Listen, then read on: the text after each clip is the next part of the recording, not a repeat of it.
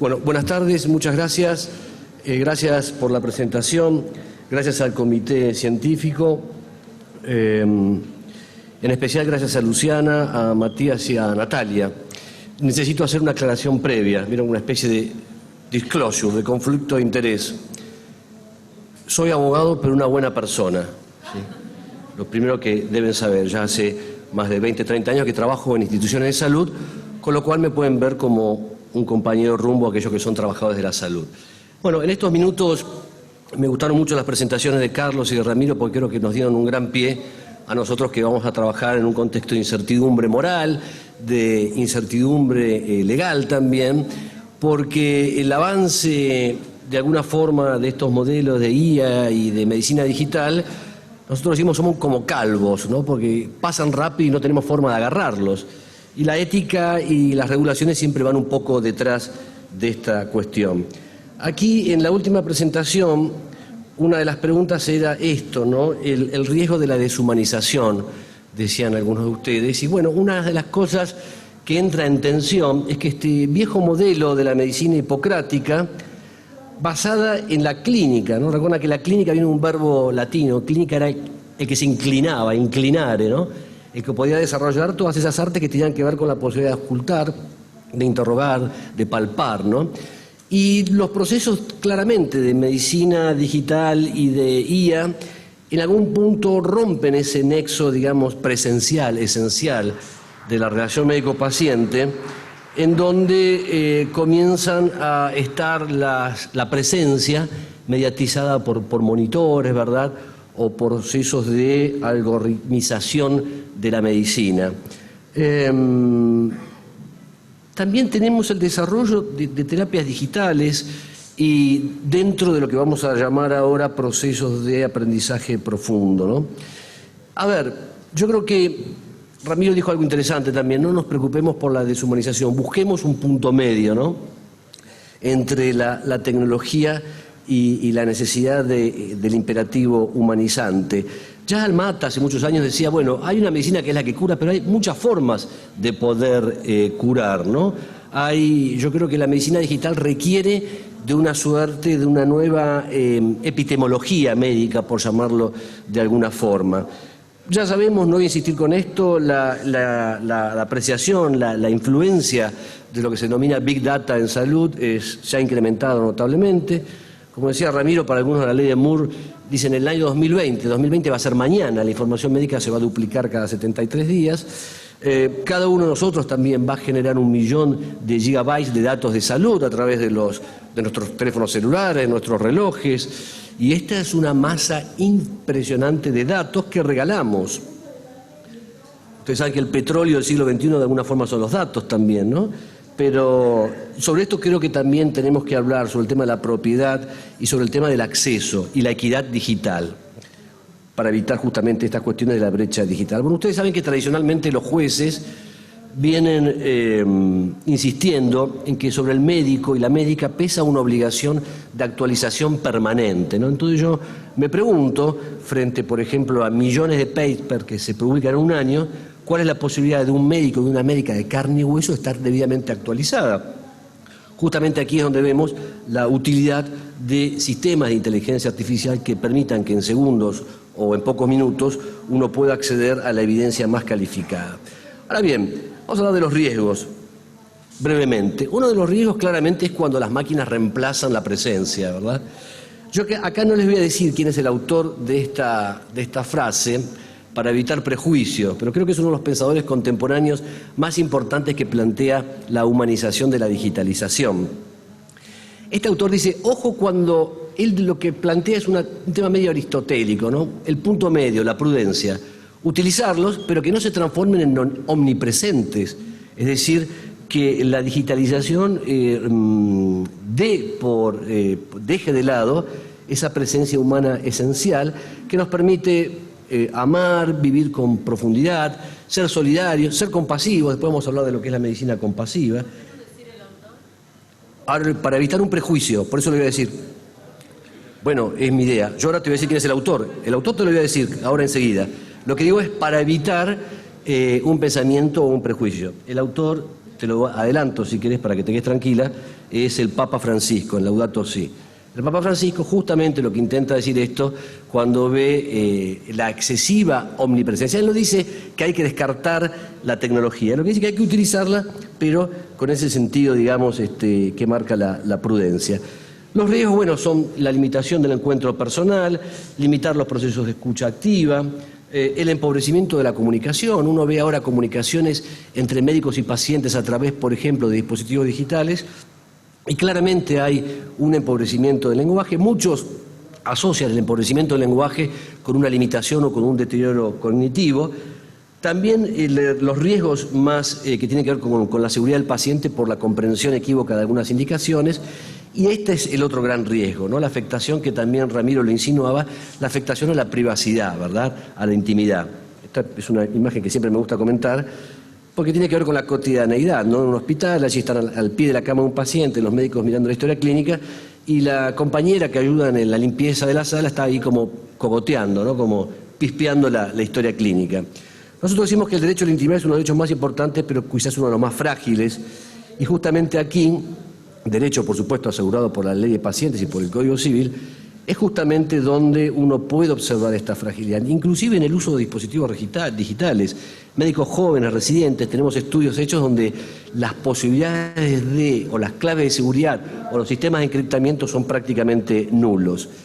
Otro riesgo de la inteligencia artificial, más que de la inteligencia artificial, de los procesos de digitalización en general de la medicina, es lo que se está advirtiendo algunos gremios médicos como la precarización del acto médico, ¿no?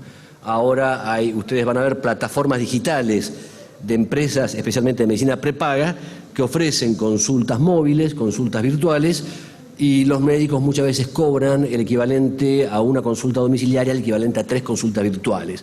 Pero bueno, este es un tema también que habrá que discutirlo y plantearlo. Las ventajas, claramente, bueno, estos sistemas permiten una comunicación rápida, efectiva. El tema de la portabilidad no es un tema menor. En la Argentina hay más teléfonos digitales, teléfonos inteligentes que habitantes, con lo cual aún en contextos de pobreza podemos pensar que el hecho de tener un teléfono digital, un teléfono inteligente, asociado a determinado programa, asociado a determinados niveles de accesibilidad, por ejemplo, historias clínicas en la nube, mejorarían también la accesibilidad. Por supuesto que en temas de interjurisdicción mejorarían también la comprensión de las indicaciones. Yendo un poco al punto, ¿no? A mí siempre me gustó esta definición en cuanto a que la medicina es la más científica de las humanidades y la más humana de las ciencias. Hoy vemos, a pesar quizás de que algunos adelantos, como decía Ramiro, no son significativamente tan rápidos como se espera, pero uno claramente va a observar que en pocos años los sistemas de atención médica tradicional, por ejemplo, los hospitales van a desaparecer en 20, 25 años, procesos de singularidad van a generar también situaciones de monitoreo, wearables a distancia, sistemas de atención médica que van a necesitar un acomodamiento, creo yo, ético, moral y jurídico inmediato. Ya se definió lo que consiste en un sistema de inteligencia artificial. Muchos hablan también de que este es un nuevo factor de producción, se habla de la cuarta revolución industrial. Yo no voy a insistir sobre esto, pero sí uno puede ver, imagínense, el impacto en nuestras vidas, ¿no?, de sistemas de inteligencia artificial. Yo salgo de aquí, seguramente en mi teléfono me va a decir, mira, si vas a tu estudio en la calle Chile, 851, agarrá, no sé, por el bajo, agarrá la autopista. Y yo digo, bueno, ¿cómo esta persona sabe y está tan atenta a todo lo que yo hago y se está medio metiendo en mi vida? Las Naciones Unidas, justamente, a través de algunos comités, ahora el Comité Internacional de Bioética ha sacado un reporte sobre Big Data y salud, están muy atentos al tema del riesgo de violar derechos humanos esenciales, a partir de algunos episodios que ustedes conocerán sobre procesos de segmentación, de involucramiento en las decisiones de las personas, nada es privado, years and years, Brexit, en fin, innumerable cantidad de ejemplos donde se puede torcer y donde se puede pulverizar muchas veces la autonomía y el pensamiento crítico. La IA, como cualquier herramienta, un martillo se puede utilizar para construir un mueble o para romperle la cabeza a un vecino. Y en ese sentido también algunos procesos de inteligencia artificial se asocian con lo que se denomina la tercera revolución militar o bélica, ¿no?, después de la pólvora y las armas nucleares, a través de estos sistemas armamentísticos autónomos, Y esto lo digo también porque ahora se está trabajando intensamente en Naciones Unidas para intentar tener un instrumento internacional que de alguna forma permita darle un orden a todo este desarrollo. Inclusive para los objetivos, como ustedes saben, del desarrollo sostenible de Naciones Unidas, la tecnología y las tecnologías de información también suponen una gran posibilidad. En materia de atención médica, los progresos han sido, quizás no han tenido la ampliación o la accesibilidad que uno pretendiera, pero uno de los riesgos también, hay un autor francés, Eric Zadin, que a mí me gusta mucho, él habla sobre el riesgo de la siliconización del mundo, ¿no? Él habla sobre hasta qué punto estos sistemas plantean una organización algorítmica de la existencia, ¿no? Decía él. Un pensamiento quizás marxista, muy fanático, pero yo creo que hay algo interesante ahí en cuanto a que es un grito a la libertad también, ¿no? Porque la libertad claramente puede ser uno de los sentidos más riesgosamente vapuleados por estos sistemas, ¿no? Eric Zadin habla también del tecnoliberalismo, ¿no? A través de estos nuevos emprendimientos. Y justamente una de las cuestiones allí es la brecha digital, ¿no? Es decir, ¿quién va a poder aprovechar claramente de estas nuevas tecnologías? Tecnologías también que muchas veces no van acompañadas de una reflexión filosófica. Fíjense, Humberto Eco, qué interesante lo que decía, el avance digital conlleva ese riesgo de creación de expertos en innovación con un grave desconocimiento filosófico y una peligrosa vacuidad existencial, ¿no? Es decir, alerta sobre la necesidad de reflexionar críticamente sobre cómo podemos interactuar de la mejor forma con las máquinas. Dos riesgos que creo que en salud se van a ver muy patentes, y hubo algunos ejemplos. Uno es el riesgo de discriminación, el riesgo de la perpetuación de sesgos, de estigmas, porque como bien decía Ramiro, las máquinas aprenden de nosotros, de seres humanos, y de acuerdo a la calidad y a la robustez de los datos que uno incorpore en esas máquinas. Uno de los riesgos es la discriminación, como dije antes. Existió un caso en donde se reemplazó un sistema de IA para la admisión de estudiantes de medicina, que tuvo una eficacia superior al 90%, pero que discriminó. Es decir, hubo estigmas, hubo discriminación a grupos étnicos, a negros y a mujeres, porque bueno, se basaron en datos retrospectivos de los últimos 30 años, en los cuales los seres humanos cometían ese mismo sesgo de perpetuación de estigmas. El otro riesgo es la confusión, yo creo que filosófica y práctica, entre correlación y causalidad. Ejemplo también quizás un poco extremo, es suponer, hay datos que nos dicen que una persona que es dueño de un Mercedes-Benz tiene mejor calidad de vida y vive muchos más años que una persona común. Confusión entre correlación y causalidad. Si esto me lleva a mí a vender todo lo que tengo, se imaginan ustedes el gasto catastrófico que ocasionaría en mi vida, comprarme un Mercedes-Benz, obviamente viviría mucho menos, con peor calidad, y la enfermedad sería realmente una posibilidad inminente. En cuanto a hay muchos médicos y algunas especialidades que tienen miedo de que desaparezcan. Yo creo que las especialidades no van a desaparecer, van a poder utilizarse instrumentos como estos, por ejemplo, en donde el reconocimiento de imágenes, fíjense esta alianza entre Google y el NIH en Estados Unidos, a través del acceso a imágenes oftalmológicas, los sistemas de IA permitieron reconocer daños en la retina asociados al padecimiento de diabetes con una especialidad, con una especificidad superior o que igualaba a oftalmólogos certificados. Los dermatólogos también tienen miedo. Los procesos de teledermatología ahora permiten detectar y separar tumores benignos de tumores malignos o de melanomas. Y ni que hablar de cardiólogos. Los sistemas de inteligencia artificial permiten detectar con la misma precisión que cardiólogos certificados 14 ritmos cardíacos distintos.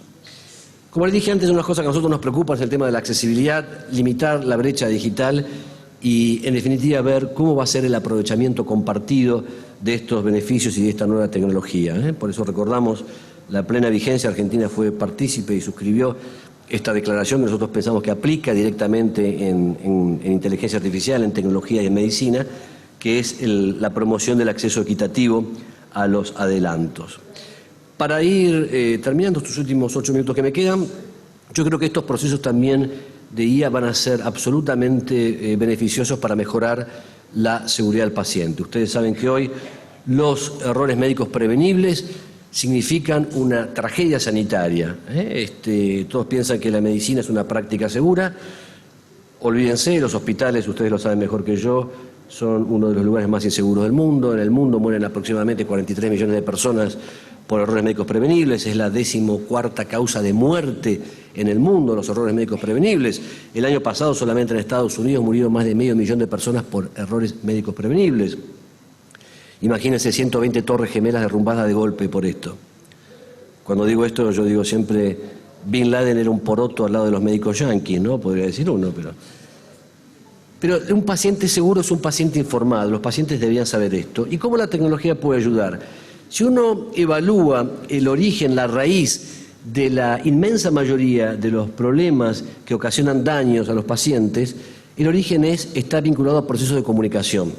Comunicación entre pacientes, comunicación entre médicos y médicos, comunicación entre miembros del equipo de salud. Y aquí claramente estos procesos pueden ayudar muchísimo a la mejora de comprensión de las indicaciones, a la mejora de todo el bagaje, como dijimos antes, de la información que está circulando.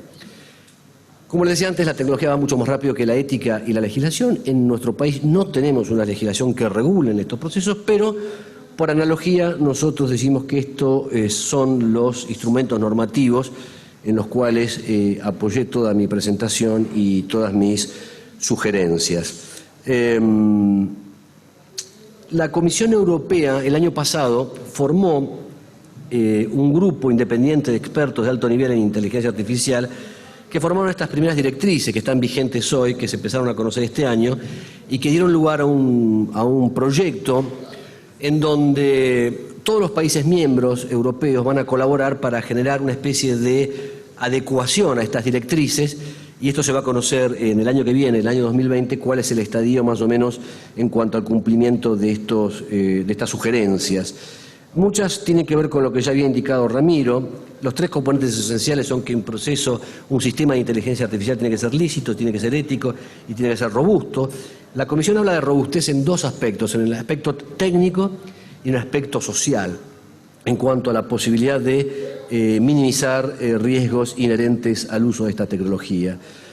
Los principios genéricos tienen que ver con una ética de la inteligencia artificial basada en una perspectiva de los derechos humanos, una inteligencia artificial centrada en la persona y donde el principio fundante claramente es la dignidad humana. Esto claramente se aparta del modelo americano, vinculado al desarrollo más de principios, a una ética, digamos, mucho más neopragmática, podríamos decir. El comité también aboga por el respeto, como decía antes, por la dignidad, por la libertad. Después de la experiencia de Brexit y de alguna inferencia en procesos electorales, el proyecto también habla sobre la necesidad de respetar la democracia, la justicia y el Estado de Derecho y en no limitar la autonomía y el pensamiento crítico de los electores. También claramente una de las cuestiones fundamentales es la igualdad, no discriminar. Se hace mucho hincapié en los sistemas de solidaridad, es decir, que los beneficios de la tecnología puedan ser compartidos por todos. Aquí tenemos las orientaciones claves.